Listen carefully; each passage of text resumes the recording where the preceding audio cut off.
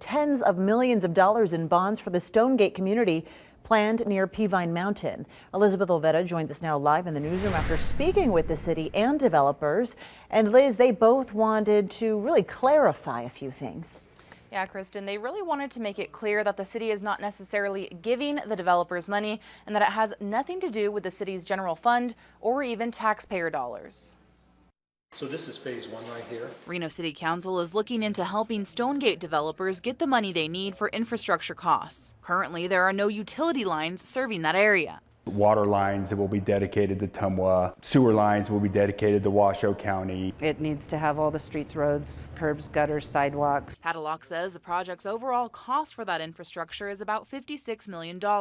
They've asked the city to sponsor $33 million of that through municipal bonds. They're all land-based, so we put up our land as collateral that secures the bonds. The city is now determining if it will go through with this. The city will be hiring an appraiser to make sure that the appraised value is sufficient to secure the bonds. The developers are paying $150,000 for that study. There is zero risk to the general fund or any future funds of the city of Reno. According to the city, it will sell those bonds on the market to institutional investors like banks, hedge funds, and insurance companies. Then that is where the bond money will come from. This isn't city debt. The city is not giving us money. Ultimately, the future Stonegate homeowners are the ones who will pay the bonds back through a special assessment district fee similar to an HOA fee. Roughly $125 maybe a month. Both the city and developers say there's no financial risk to the city as it is funded through the money of the investors. If they didn't develop or weren't able to pay the assessments, the county could sell it at tax sale,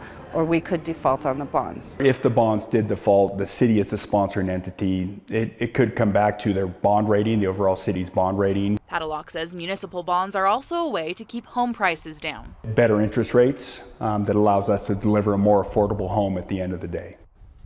Now, developers hope to have the bonds issued around June or July, but it's not a done deal just yet. It will take a few more meetings for the city to hear back from the due diligence studies to make sure that it's a viable option. Councilwoman Jenny Breckes was the only council person to vote against this plan.